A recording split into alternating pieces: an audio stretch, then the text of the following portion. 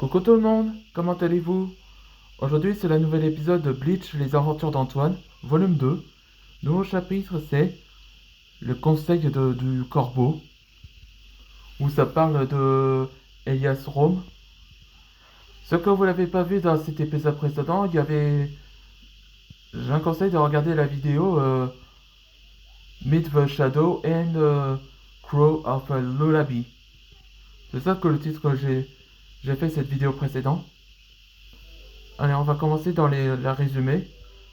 Tout a commencé quand Antoine et les autres rencontrent Fantasme, où ils possèdent le même holofication d'Antoine. Donc, ils sont tombés dans un piège avec Madaro, Jaramia et Lénard aussi. Donc, le combat s'engage entre divisé en quatre. Derek ne veut pas le battre, mais il voulait simplement le sauver.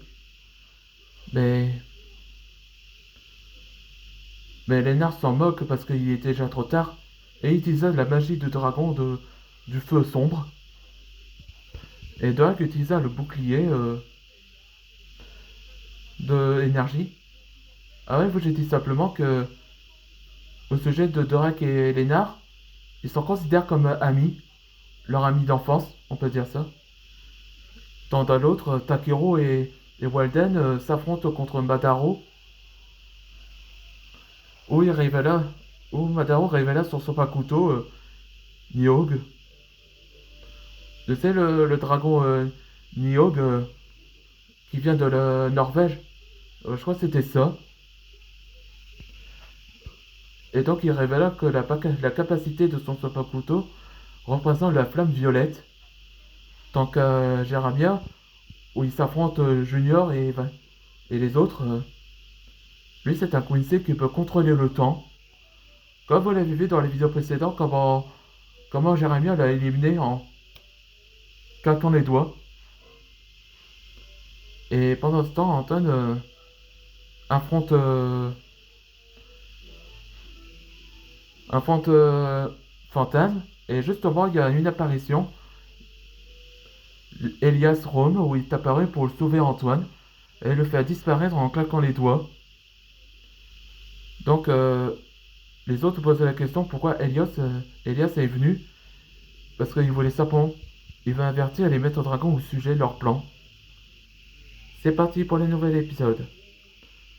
Antoine, pourquoi Elias Rome est là? Ben, il m'insiste qu'il vient avec moi. C'est ça, il a insisté. C'est un peu comme Stolas avec Blitzo là. Bon, je vois que Elias avait cette formation au sujet de l'alliance de Fantasme. Fantasme? C'est un être qui possède le pouvoir d'Antoine, de son holo. Comme il a été mordu par un holo. Hein? Il est comme l'un des nôtres? Oui, exactement. Fantasme a fait une alliance avec les rébellions. J'ai remarqué qu'il manipule Lénard pour qu'il devienne un mage sombre. Je pense qu'il cherche quelque chose. Ouais, c'est ça comme plan. Ouais, c'est ça comme plan. La raison pourquoi Lénard est devenu un antagoniste, c'est sûrement la manipulation de Fantasme qui va, grâce à la morsure de Slayer, comme une sorte de virus qui contrôle dans les pensées. Je crois que c'était ça. Comme quoi, il cherche quelque chose. Oui, à vrai dire, il, il s'agit de mon ancien bijou, des bijoux anciennes, les bijoux d'Arkensius. Ouais, je crois que c'était ça.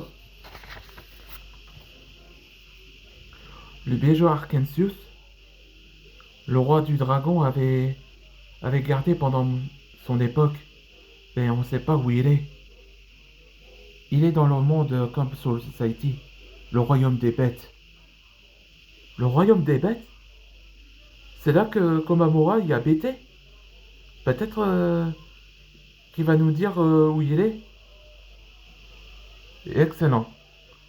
Ichigo et Takiro vont parler avec la division de Note Society. Et quant à nous, on va trouver cette personne dans un livre qui est Arkansas. Oui. Et Antoine, je peux te parler? Oui, Elias, et merci que tu nous as fait pour nous. À ton service, Antoine. Tu sais, je fais ça pour toi et, et Kalia et tes enfants. Oui. Et et tu voulais un cadeau? C'est ça qu'il embrasse, comme il a tenu sa promesse. Merci et fais attention à toi. Oui, merci. Et c'est la fin de cet nouvel épisode. Dans le prochain épisode, ce sera The Stronger Beastman. Là, c'est dans le prochain épisode où il parlait de Sajin Kumamura. Hein, ce que vous l'avez pas vu, il est apparu dans Antoine Quest de Dragon Fury, là, comme une sorte de inconnaissance. Et c'est là comment Antoine Dragny rencontre Komamura. Hmm. Vous voyez pas ce qu'il c'est, ce personnage-là? Eh ben, Komamura, c'est un capitaine de la 7ème division. Enfin, il y a autrefois, avant la guerre. Donc, ça représente une forme de loup-garou, là, qui vient du monde qu'on appelle le royaume des bêtes. Exactement comme dans la Bible chinoise et japonaise, là. C'était l'un dans la dimension que tous les habitants ressemblent comme des humanoïdes animaux, comme dans Zootopie et Beastar. Allez, bon, trêve de parler. Là, merci de regarder ces vidéos et on se voit pour les prochaines aventures.